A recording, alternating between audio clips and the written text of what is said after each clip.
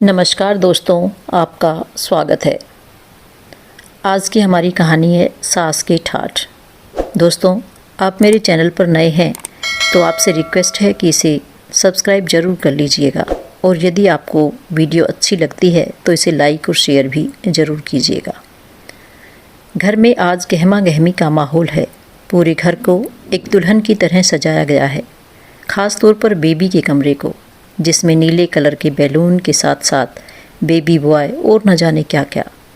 घर में एक शानदार पार्टी का आयोजन किया गया है। नैना जी के पैर तो ज़मीन पर ही नहीं पड़ रहे हैं। वे तो अपने सारे दर्द व बीमारी भूलकर दौड़ी दौड़ी यहाँ वहाँ घूम रही है। सब लोग बहुत खुश हैं, और हो भी क्यों ना, आखिर घर में नया मेहमान जो आया है, और वो भी पोता। जी हाँ, नैना जी का पोता आज पूरा 2 महीने का हो गया है, और उसी के उपलक्ष्य में आज घर में शानदार पार्टी रखी गई है। नैना जी मेहमानों की आवभगत में कोई कसर नहीं छोड़ना चाहती। वह पूरे मन से लगी हुई है। उनके चेहरे की चमक से उनकी खुशी साफ जाहिर हो रही है।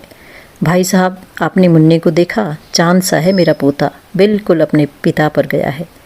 अरे लता जी, आपने पकोड़े लिए? अभी मैं आपके लिए गर्मा गर्म स्वादिष्ट पकोड़े और चाय लेकर आती हूँ। आप बैठिए, मैं अभी आती हूँ। तभी वहाँ बैठी पड़ोस की औरतें आपस में बातें करने लगी। देखो नैना जी कितनी खुश हैं, कितना भाग भाग कर सारा काम संभाल रही है। सिया कितनी खुशकिस्मत है, इसकी सास ने सारा काम संभाल लिया है। ऐसी सास हो तो सारी टेंशन ही खत्म। ऐसी सास तो सबको मिले। तभी नैना जी रसोई घर में से गर्मा गर्म चाय लेकर निकली, और एकाएक उनका पैर रसोई के दरवाजे की चौखट से टकराया। नैना जी ने संभलने की कोशिश की और खुद को बड़ी मुश्किल से गिरते गिरते बचाया, परंतु उनके हाथ से चाय की ट्रे छूटकर गिर गई, और इस सब के दौरान उनकी साड़ी पर चाय गिर गई और दाग पड़ गए। अपने दोस्तों से बात करते हुए उनकी बहू सिया भी यह सब देख रही थी। उसी समय सिया गुस्से में तमतमाती हुई उनके पास आई, और यह पूछने की बजाय कि कहीं सासू माँ को कोई चोट तो नहीं आई, उनकी बहू भड़कते हुए कहने लगी, माँ जी, आप कैसे इतनी लापरवाह हो सकती हैं? मुझे तो समझ नहीं आता, आखिर आपका ध्यान कहाँ रहता है? बहू का ऐसा व्यवहार देखकर नैना जी हैरानी से उसकी ओर देखने लगी। फिर सिया बोली, अरे ऐसे क्या देख रही हैं? मैंने आपको अपनी इतनी महंगी साड़ी पहनने को दी थी और आपने उसे ही खराब कर दिया। यह साड़ी मेरी माँ ने मुझे दी थी। जानती हैं कितनी महंगी साड़ी थी? इस साड़ी की कीमत का तो आपको अंदाज़ा भी नहीं होगा। आपको तो कपड़े पहनने का बिल्कुल भी तमीज़ नहीं है। तभी नैना जी, जिन्हें अपनी बहू की बातें सुनकर अपराध बोध होने लगा था, रुंधे स्वर में बोली, नहीं बहू, मेरी कोई गलती नहीं थी। मैं तो सिर्फ मेहमानों के लिए चाय लेकर आ रही थी। रसोई घर से बाहर निकलते वक्त मुझे पता नहीं चला कि कब मेरा पैर चौखट से टकरा गया। परंतु सिया तो कुछ सुनने को ही तैयार नहीं थी। मुंह बनाती हुई बोली, अरे नहीं नहीं, यह आपकी गलती थोड़ा ही है। दरअसल गलती तो मेरी है, जो आपको अपनी इतनी बढ़िया साड़ी पहनने के लिए दे दी, लेकिन आपने साबित कर दिया कि आप इन साड़ियों के लायक हो ही नहीं। सामने से उनका बेटा विकास भी गुस्सा करता हुआ कहने लगा, क्या माँ, इतनी महंगी साड़ी पहनी थी तो थोड़ा ध्यान तो रखना चाहिए था ना। अब देखो, सिया की पूरी साड़ी खराब हो गई। सभी मेहमानों की नज़र नैना जी पर थी। अपने बेटे और बहू द्वारा बोले गए इतने कड़वे शब्दों से वह अंदर तक आहत हो चुकी थी। अपना तमाशा बनते देख नैना जी से अब रुका नहीं गया। बिना किसी से कुछ कहे वह अपने कमरे में जाकर बैठ गई। गरम गरम चाय गिरने के कारण नैना जी के हाथों में छाले पड़ गए थे, जिन पर किसी का ध्यान तक नहीं गया था। लेकिन यह भी सत्य था कि उन छालों की जलन भी उन्हें इतनी तकलीफ़ नहीं दे रही थी जितनी उनके बेटे बहू की तीखी बातों ने पहुंचाई थी। नैना जी की आंखों से आंसू बहते जा रहे थे। बैठे बैठे सोचने लगी, आज पूरे 3 महीने हो गए मुझे अपने बेटे बहू के घर आए, और इस दौरान मैंने उनके लिए क्या क्या नहीं किया। घर में सुबह से लेकर शाम तक एक टांग पर खड़ी होकर काम करती रही। बहू और बेटे की हर ख्वाहिश को पूरा किया। कभी थकावट भी हो जाती थी, तब भी काम में लगी रहती थी। घुटनों में दर्द भी होता, लेकिन इसके बावजूद कभी मुख से उफ तक नहीं। यह सोचकर कि कहीं बहू को बुरा ना लगे, लेकिन ना तो यह सब मेरे अपने बेटे को दिखाई दिया और ना ही बहू को। आज अगर गलती से बहू की साड़ी पर थोड़े दाग लग गए तो सबके सामने उसने कैसे मेरी इज्जत की धज्जियां उड़ाकर रख दी। आज वह इस दिन को कोस रही थी जब वह अपने बेटे बहू की बात मानकर बड़ी खुशी से उनके घर आई थी। दरअसल आज से करीब 3 महीने पहले जब सिया माँ बनने वाली थी और एक दिन विकास सुबह सुबह ऑफिस जाने के लिए तैयार हो रहा था, तभी सिया उसके पास आकर बैठ गई और बोली, मुझे तुमसे कुछ ज़रूरी बात करनी है। कहो, क्या कहना है? टाई पहनते हुए विकास ने कहा तो सिया शिकायती लहजे में बोली, विकास, मेरी हालत तो तुम जानते ही हो। मुझसे अब घर के सारे काम नहीं हो पाते। मैं सोच रही हूँ कि दिन भर के काम के लिए क्यों ना हम एक काम वाली लगा लें, मुझे बहुत मदद हो जाएगी। सिया की यह बात सुनकर विकास ने कहा, नहीं सिया, काम वाली से तो बहुत खर्चा हो जाएगा। बस तुम्हें तो वो अपने खर्चे की पड़ी है, मेरी तो तुम्हें बिल्कुल चिंता नहीं है, सिया ने गुस्से से कहा। तो विकास बोला, देखो सिया, अभी तो मुझे ऑफिस जाने के लिए देर हो रही है, इस बारे में हम रात को बात करेंगे। मैं इसका कोई ना कोई हल ज़रूर निकाल लूँगा, तुम चिंता मत करो। मैं कुछ ऐसा करता हूँ जिससे तुम्हारे सारे काम भी हो जाएं और तुम्हें आराम ही आराम मिले। विकास की यह बात सुनकर सिया बहुत खुश हो गई और चहकते हुए बोली, अच्छा, ऐसा क्या करने वाले हो, मुझे बताओ तो सही। तब विकास ने कहा, तुम देखती जाओ, जो तरकीब मैंने सोची है ना, उससे सांप भी मर जाएगा और लाठी भी नहीं टूटेगी। इतना कहकर विकास अपने ऑफिस चला गया। विकास के जाते ही रोज़ाना की तरह सिया के मोबाइल की घंटी बज उठी और उसके बाद काफ़ी देर तक सिया अपनी माँ से बातें करती रही। शाम को जैसे ही विकास वापस आया तो अपनी पत्नी से कहने लगा, तुमसे घर का काम नहीं किया जाता ना, इसलिए मैंने सोचा है कि मैं गांव से अपनी माँ बाबूजी को यहाँ बुला लेता हूँ। माँ तुम्हारा ख्याल भी अच्छे से रखेगी और घर का काम भी आसानी से हो जाएगा। हुई ना एक पंथ दो काज वाली बात। अपने सास ससुर को बुलाने का नाम सुनकर सिया का मुंह बन गया और कहने लगी, लो, यह तरकीब निकाली है तुमने। विकास ने पूछा, क्यों, आखिर क्या बुराई है उन्हें यहाँ बुलाने में? अरे विकास, जब तुम्हारे माँ बाबूजी यहाँ रहेंगे तब कितना खर्चा हो जाएगा, इस बारे में तुमने नहीं सोचा? ओहो सिया, इसकी चिंता करने की कोई ज़रूरत नहीं है तुम्हें। माँ हमारे घर का सारा काम अच्छे से कर देंगी और बाद में बच्चे को पालने के लिए भी हम माँ को इसी घर में रखेंगे। यह भी तो सोचो, तुम्हें काम वाली बाई की कोई ज़रूरत नहीं पड़ेगी। यह बात सुनकर सिया तपाक से बोली, अरे हाँ, यही बात तो मेरी माँ ने भी कही थी कि अपनी सासू माँ को बुला लो, घर के काम के लिए उनके होते हुए तुम्हें नौकरानी की क्या ज़रूरत है। तभी विकास उसकी तरफ प्रश्नवाचक नज़रों से देखने लगा तो सिया बात को बदलते हुए बोली, वो मेरा मतलब है कि मेरी माँ का फ़ोन आया था।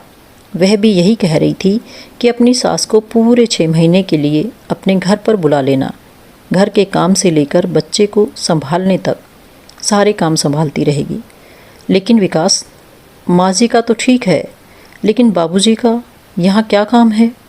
उन्हें वहीं गांव में ही रहने दो, यहाँ तो केवल माँ जी की ही ज़रूरत है। तभी विकास ने कहा, तुम समझती नहीं हो सिया, अगर हम माँ को इतने समय के लिए अपने घर बुलाएंगे तो गांव में बाबूजी के खाने पीने की बहुत समस्या हो जाएगी, और अगर बाबूजी यहाँ पर ही रहेंगे तो बाहर के सारे काम वही करते रहेंगे। सब्ज़ी लाना, दूध लाना, राशन का सामान लाना, सब काम पिताजी कर लेंगे। और फिर तुम यह क्यों भूल जाती हो कि उन्हें पेंशन भी तो मिलती है। जब वे इस घर में रहेंगे तो पेंशन भी तो इसी घर में खर्च करेंगे ना। मेरा खर्चा बहुत कम हो जाएगा। फिर कुछ सोचते हुए विकास ने कहा, पता है, जब बापूजी रिटायर हुए थे तो रिटायरमेंट पर उन्हें बड़ी अच्छी खासी रकम मिली थी, जिसकी उन्होंने एक एफडी बनवा ली थी। अब वह एफडी मैच्योर होने वाली है। जब बाबूजी यहाँ आएंगे तो लगे हाथ में उनसे उन पैसों के बारे में भी बात कर लूँगा। फिर हम एक बड़ा सा घर खरीदेंगे और सुकून से रहेंगे। तभी सिया बोली, लेकिन फिर कहीं ऐसा ना हो कि तुम्हारे माँ बाबूजी हमेशा के लिए हमारे साथ रहने आ जाए। मैं उन लोगों के साथ हरगिज़ नहीं रह सकती। मुझे तो प्राइवेसी पसंद है, किसी की दखल अंदाजी मैं बर्दाश्त नहीं कर सकती। तभी विकास ने कहा, अरे यार तुम चिंता क्यों करती हो, एक बार पैसे हाथ में आ जाने दो, उसके बाद जैसा तुम कहोगी वैसा ही होगा। पति सिया तो जैसे खुशी से उछल पड़ी और झट से बोली, तो फिर देर किस बात की है विकास, जल्दी जाओ ना, अपनी माँ को फ़ोन करो। हाँ हाँ अभी लगाता हूँ। ऐसा कहकर विकास ने अपनी माँ को फ़ोन किया। हेलो माँ। हेलो, हाँ बेटा विकास, कैसे हो तुम दोनों? मेरी बहुरानी कैसी है? माँ, सिया की तबीयत कुछ ठीक नहीं रहती, आप तो जानती हैं, उसे 8वां महीना चल रहा है। अब उससे घर का काम भी नहीं किया जाता और यहाँ तो काम वाली बाई भी नहीं मिल पा रही है। माँ, एक काम करो ना, अगर कुछ समय के लिए आप लोग यहाँ आ सको तो। बेटी की बात सुनकर नैना जी बोली, कोई बात नहीं बेटा, मैं इस बारे में तुम्हारे पिताजी से बात करती हूँ, तब तक तुम बहू का पूरा ख्याल रखना। ऐसा कहकर नैना जी ने फ़ोन रख दिया। शाम को जब मोहनदास जी घर लौटे तो नैना जी उनसे कहने लगी, सुनिए जी, आपके बेटे का फ़ोन आया था, बता रहा था कि बहू की तबीयत कुछ ठीक नहीं रहती, अगले महीने उसकी डिलीवरी है और उन्हें कोई काम वाली बाई भी नहीं मिल पा रही है, इसलिए उन्होंने हम लोगों को बुलाया है। पत्नी की यह बात सुनकर मोहनदास जी बोले, बात तो ठीक है नैना, जब बच्चों को हमारी ज़रूरत है तब हम लोग काम नहीं आएंगे तो और कौन काम आएगा। बेटा बहू हमें दादा दादी बनाने जा रहे हैं, इतनी बड़ी खुशी देने जा रहे हैं, तो क्या हम उनकी इतनी मदद नहीं कर सकते?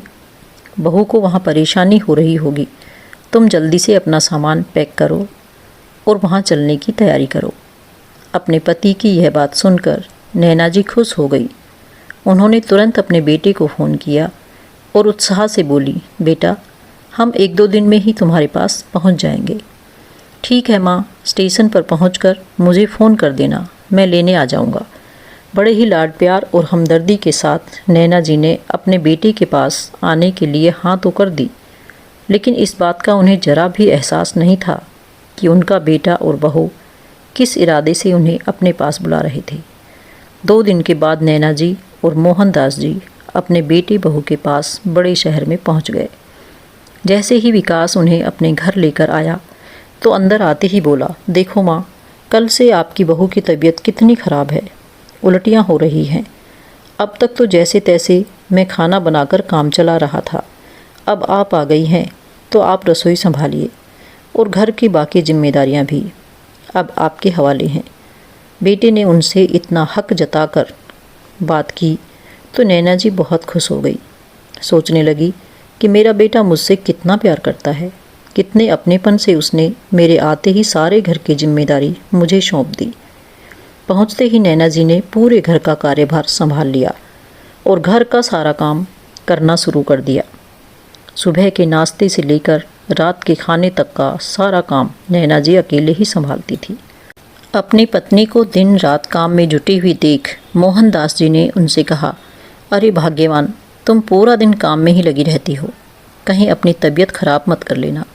फिर नैना जी हंसते हुए बोली, अरे आप भी ना, बेटा बहू मुझे दादी बनाने जा रहे हैं, कोई मजाक थोड़ी ना है।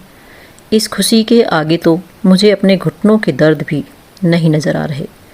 एक बार सब कुछ अच्छे से निपट जाए तो मेरी चिंता ख़त्म होगी।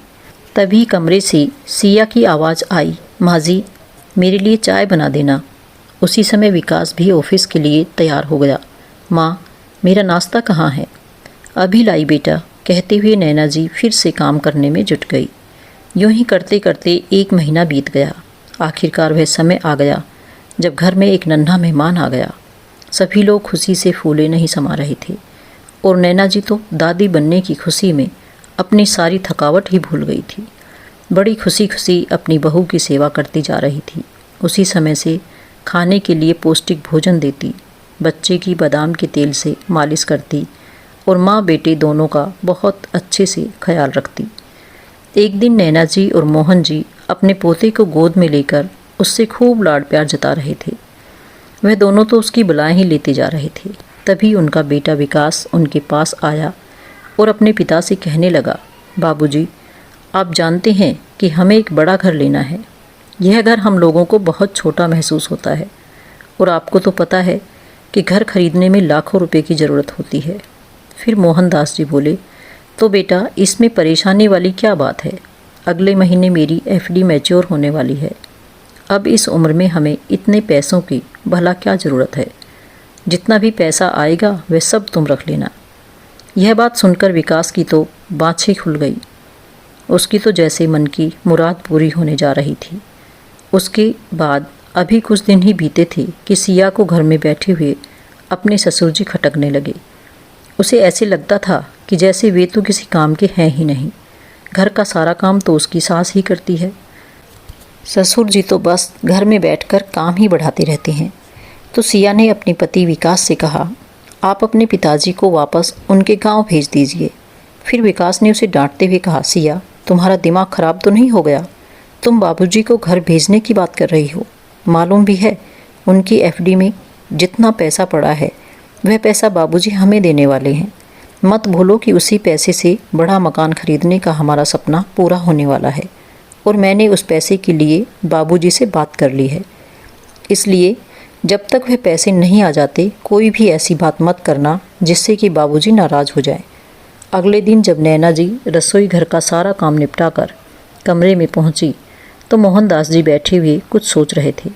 नैना जी बोली, अरे क्या बात है, बहुत सोच में डूबे हुए हो। तब मोहनदास जी ने कहा, नैना बहुत समय से विकास बड़ा मकान खरीदने की जिद कर रहा है। देखा जाए तो उसकी भी बात सही है। अब मैं रिटायर हो चुका हूँ। अब बुढ़ापे में हम कब तक बेटा बहू से अलग रहेंगे? आखिरकार तो हमें भी बुढ़ापे में बेटे बहू का सहारा चाहिए। तो मेरे मन में विचार आ रहा है कि हम अपने गांव वाला मकान और ज़मीन बेच देते हैं और अब मेरी एफडी के पैसे तो मिलने वाले हैं। तो कुल मिलाकर इतना पैसा आ जाएगा कि शहर में एक बड़ा सा मकान खरीद सकें जिसमें हम सब लोग मिलकर एक साथ रहेंगे। यह बात सुनकर नैना जी के चेहरे पर मुस्कान आ गई। बात तो आपने बिल्कुल ठीक कही है। इस नन्हे से खिलौने को छोड़कर जाने का दिल तो मेरा भी नहीं है। कहते हुए नैना जी अपने पोते को पुचकारने लगी जो पास में रखे पालने में सो रहा था। फिर मोहनदास जी बोले, ठीक है नैना, मैं कल ही गांव के लिए निकल जाता हूँ। एफडी के लिए सारी फॉर्मेलिटी भी पूरी करवा देता हूँ और गांव का मकान और ज़मीन बेचने के लिए भी बात कर लेता हूँ। इस काम में एक सप्ताह तो लग ही जाएगा। फिर नैना जी ने कहा, लेकिन अगले सप्ताह तो मुन्ने की जन्म की खुशी में घर में पार्टी है। अरे नैना, अगले हफ्ते तक तो मैं सब काम करके वापस आ जाऊँगा, तुम चिंता मत करो। अगले दिन मोहनदास जी गांव के लिए निकल गए। उनके बेटा बहू गांव का मकान बेचने और एफडी के पैसे आने की बात सुनकर बहुत खुश हो गए। वे दोनों खुली आंखों से बड़े आलीशान मकान के सपने देखने लगे। नया घर किस सोसाइटी में खरीदना है, घर में कितने कमरे होंगे, फर्नीचर कैसा होगा, उन्होंने सब कुछ तय कर लिया था। एक दिन की बात है, जब नैना जी रसोई घर में काम करके बाहर आई तभी उन्होंने मुन्ने के रोने की आवाज़ सुनी। वे तुरंत दौड़ी दौड़ी गई और उसे अपनी गोद में उठा लिया। अचानक उनकी बहू गुस्से में बोली, माँ जी, आपने मुन्ने को बिना हाथ धोए उठा कैसे लिया? क्या आपको इतना भी नहीं मालूम कि इससे इन्फेक्शन हो जाता है? आगे से मुन्ने को गोद में उठाना हो तो सैनिटाइज़र से हाथ साफ कर लिया करो। नैना जी बहू के मुंह से ऐसी बातें सुनकर स्तब्ध रह गई। उन्हें हैरानी तो इस बात की थी कि उनकी बहू यह सब बातें उनके बेटे विकास के सामने कह रही थी, लेकिन विकास ने उसे एक शब्द तक नहीं कहा। धीरे धीरे दिन बीतते गए और नैना जी की बहू सिया इसी तरह उनके किसी न किसी काम में कोई ना कोई कमी निकालती रहती और उनका बेटा मूक दर्शक बनकर यूं ही देखता रहता। जब मुन्ना 1 महीने का हो गया तो विकास और सिया ने एक पार्टी का आयोजन किया। पार्टी वाले दिन नैना जी की बहू सिया उनके पास आई और कहने लगी, माँ जी, आपके पास तो कोई अच्छी सी साड़ी भी नहीं है जो आप पार्टी में पहन सकें। जो साड़ियाँ आप गांव से लेकर आई थी वह सब पुराने डिज़ाइन की है। पार्टी में जितने भी मेहमान आएंगे सबके हाई सोसाइटी के हैं। अगर आप अपनी पुरानी सी सूती साड़ी पहनकर हमारे मेहमानों के सामने आएंगी तो हमारी क्या इज्जत रह जाएगी। तो आप एक काम कीजिए, आप आज पार्टी के लिए मेरी साड़ी पहन लीजिए, लेकिन संभाल कर पहनना, क्योंकि ये साड़ी मेरी माँ ने दी है और बहुत महंगी है। ध्यान रखना कि इस साड़ी पर कोई दाग ना लगे। नैना जी ने कहा, ठीक है बहू, अगर तुम कहती हो तो मैं तुम्हारी साड़ी पहन लूँगी, लेकिन ज़्यादा महंगी साड़ी मत देना, कोई हल्की सी साड़ी देना। तभी मैं पहनूंगी। सिया ने अपनी अलमारी में से एक साड़ी निकालकर अपनी सास को देते हुए कहा, लो माँ जी, आप ये साड़ी पहन लेना। ऐसी साड़ी तो आपने कभी ज़िंदगी में नहीं पहनी होगी जैसी मैं आज आपको पहनाने के लिए दे रही हूँ। बहू की ये बातें नैना जी को मन ही मन में दर्द दे रही थी। अब तो अपनी बहू की साड़ी पहनने का उनका बिल्कुल भी मन नहीं था, लेकिन उनके पास और कोई चारा भी नहीं था। इसलिए उन्होंने चुपचाप अपनी बहू से साड़ी ले ली और मजबूरी में उसे पहन लिया। शाम को पार्टी के दौरान उनके बेटा बहू सभी मेहमानों के साथ हंसने बोलने में व्यस्त थे। उधर नैना जी भाग दौड़ करते हुए सारा काम संभाल रही थी। उनके पति मोहन पार्टी में शामिल नहीं हुए थे, क्योंकि जिस कार्य के लिए वे गांव गए थे उसमें अभी 2 दिन का समय और लगना था। सभी मेहमानों की खातिरदारी करते करते नैना जी को थकावट महसूस हो रही थी। इस दौरान उनका पैर रसोई घर के दरवाजे की चौखट से टकराया और चाय उनकी साड़ी पर गिर गई। उसके बाद तो उनके बेटा बहू सभी लोगों के सामने अपनी माँ को खूब खरी खोटी सुनाने लगे। ऐसे अपमान भरे शब्द सुनकर उनकी आंखों से आंसू थमने का नाम नहीं ले रहे थे। वे बिना खाना खाए अपने कमरे में चली गई और बहू की साड़ी को उतारकर एक तरफ रख दिया। पार्टी के बाद उन्होंने अपनी बहू से कहा, बहू, मैं कल तुम्हारी साड़ी साफ़ करके तुम्हें दे दूँगी। तो सिया गुस्से से बोली, कोई ज़रूरत नहीं है इतनी मेहरबानी करने की। मैं अपनी साड़ी को घर पर नहीं धोती हूँ, मैं अपनी साड़ियों को ड्राई क्लीन कराती हूँ। एक साड़ी को ड्राई क्लीन करवाने का खर्च 500 रुपये है। मैं आपकी तरह फटीचर साड़ियाँ नहीं पहनती हूँ। बहू की ये बात सुनकर नैना जी स्वयं को बहुत अपमानित महसूस कर रही थी।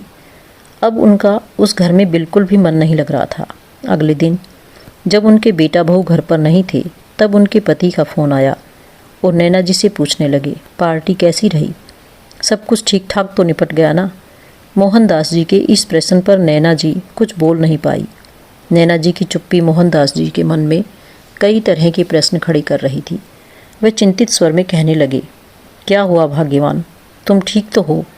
वहाँ सब लोग तो खैरियत से हैं। तो नैना जी ने असल बात पर पर्दा डालते हुए कहा, हाँ सब ठीक है, बस मेरा आपके बिना यहाँ दिल नहीं लग रहा था।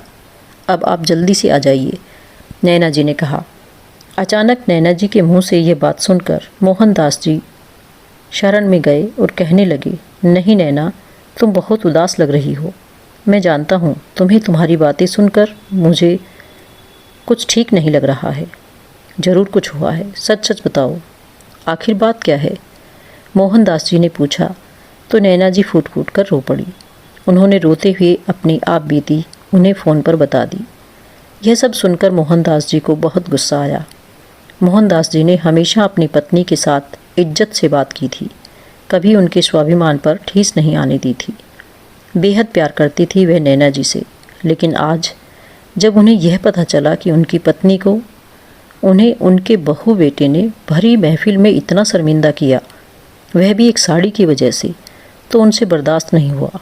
वह सोचने लगे कि 2 महीने में मेरी पत्नी इन लोगों से सेवा में तन मन से लगी हुई है।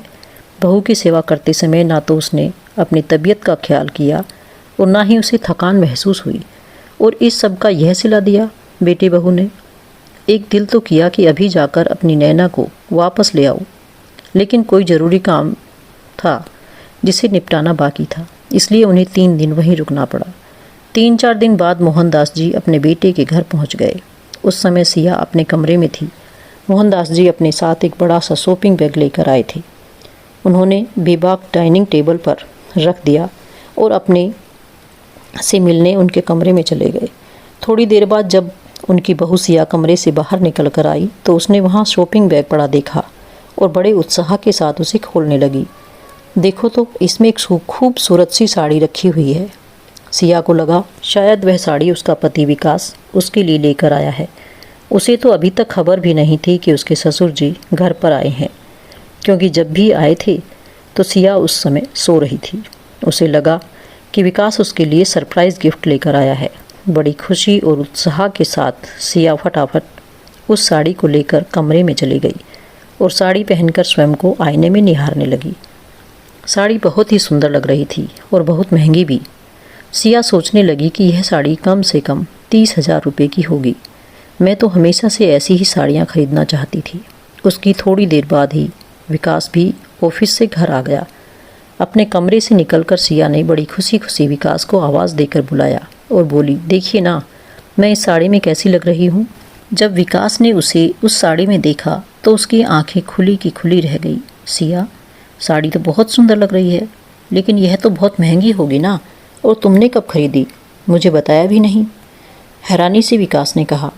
यह सुनकर सिया आश्चर्यचकित रह गई और बोली, क्या क्या मतलब है, साड़ी तुम नहीं लाए? अरे क्यों मजाक कर रहे हो, यहीं तो रखी थी। यह साड़ी देखो कितनी सुंदर है। अरे नहीं, मैं सच बोल रहा हूँ, यह साड़ी मैं नहीं लाया। विकास की बात सुनते ही सिया सोच में पड़ गई। अगर आप नहीं लाए तो कौन लाया होगा? उसी समय विकास और सिया की बातें सुनकर मोहनदास जी अपनी पत्नी के साथ बाहर निकले। सिया और विकास की कुछ समझ में नहीं आ रहा था। तभी मोहनदास जी कहने लगे, वह साड़ी विकास नहीं, मैं लेकर आया था। तभी विकास ने कहा, अरे पिताजी, आप कब आए? बस बेटा, अभी थोड़ी देर पहले ही आया हूँ। और बहू, यह साड़ी मैं तुम्हारे लिए नहीं, अपनी पत्नी के लिए लेकर आया था। खैर छोड़ो बहू, मुझे लगता है शायद इस साड़ी को मेरी पत्नी से ज़्यादा तुम्हें ज़रूरत है। मुझे मालूम है तुम्हारे पास बहुत ही साड़ियाँ होंगी, लेकिन मैं यकीन से कहता हूँ कि इतनी महंगी साड़ी तुम्हारे पास एक भी नहीं होगी। अपने ससुर के मुंह से यह बात सुनकर सिया के तन बदन में आग लग गई। उसे ऐसा लगा जैसे ये साड़ी पहनकर उसने बहुत बड़ी गलती कर दी हो। वह तुरंत बस इसी कमरे में गई, गुस्से में कमरे में गई और कपड़े बदलकर उस साड़ी को शॉपिंग बैग में डालकर वापस ले आई। और जैसे ही डाइनिंग टेबल पर रखने लगी, तभी मोहनदास जी बोले, इसकी कोई ज़रूरत नहीं है बहू, यह साड़ी अब तुम ही रखो, शायद तुम्हें इसकी ज़्यादा ज़रूरत है। और वैसे भी मेरी पत्नी अब किसी की उतरन नहीं पहनेगी, अब ऐसी ऐसी हजारों साड़ियों की मालकिन हो गई है। मोहनदास जी की यह बात सुनकर उनका बेटा विकास प्रश्नवाचक निगाहों से उनके चेहरे की ओर देखने लगा। आज से अपने पिता के तेवर बदले बदले लग रहे थे। तभी मोहनदास जी बोले, क्यों हैरान रह गए बेटा? आज मैं अपने साथ एक बहुत बड़ी खुशखबरी लेकर आया हूँ। कहते हुए उन्होंने अपने बैग में से कुछ कागज़ निकाले और विकास के हाथ में पकड़ाते हुए बोले, यह देखो विकास बेटा, हमारे गांव को शहर से जोड़ने वाली सड़क पर मैंने अपने पति पत्नी के नाम पर साड़ियों का पूरा शोरूम खरीदा है। लेकिन पिताजी, शोरूम खरीदने के लिए आपके पास पैसा कहाँ से आया? कहीं? हाँ बेटा, बिल्कुल सही समझा तुमने। जो पैसे मैं तुम्हें देने वाला था, उन्हीं पैसों से मैंने वह शोरूम खरीदा है। अब तो सिया और विकास को तो जैसे काटो तो खून नहीं। विकास गुस्से से कांपता हुआ बोला, आप तो हमारे मकान के लिए पैसों का इंतजाम करने गए थे। आपने तो मुझसे वादा किया था कि वह पैसे आप मुझे देंगे, फिर यह सब क्या? हाँ बेटा, लेकिन उससे पहले मैंने अपनी पत्नी से वादा किया था कि मैं उसे एक सम्मान भरी ज़िंदगी दूंगा, और उसकी बेइज्जती करने का हक मैंने आज तक किसी को नहीं दिया। और वैसे भी वह पैसे मेरे थे, मेरी मेहनत की कमाई के थे। उन्हें कहाँ इस्तेमाल करना है और कहाँ नहीं, यह फैसला लेने के लिए मैं पूरी तरह स्वतंत्र हूँ। और बहू, तुम यह कतई मत सोचना कि मेरी पत्नी महंगी साड़ियाँ नहीं पहन सकती।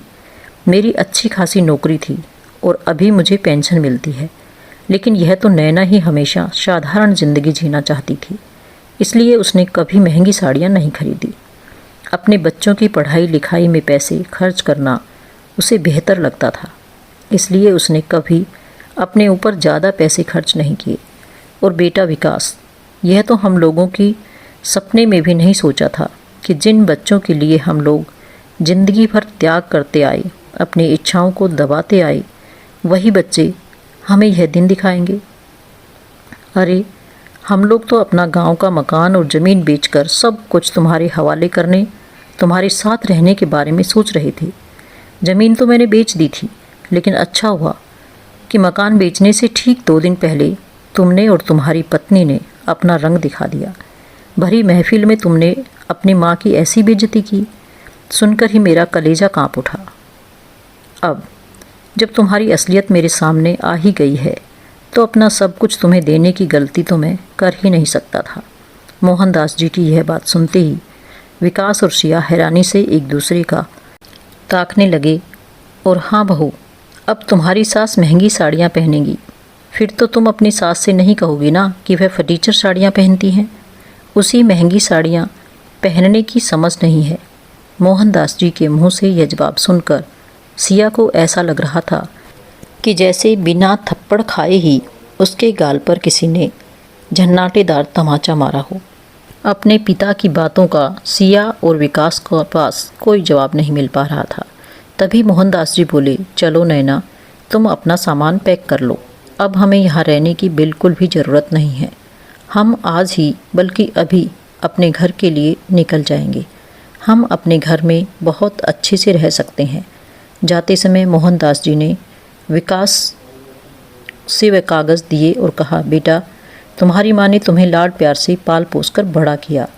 तुम्हारी हर ज़रूरत, हर छोटी बड़ी इच्छा का उसने ध्यान रखा। तुम्हारे किसी शौक में कभी कोई कमी ना आने दी। लेकिन यह बात उसे मालूम नहीं थी कि एक दिन वही बेटा जिसके लिए उसने अपना सब कुछ कुर्बान कर दिया, उसकी भावनाओं और त्याग का इस तरह मजाक बना देगा।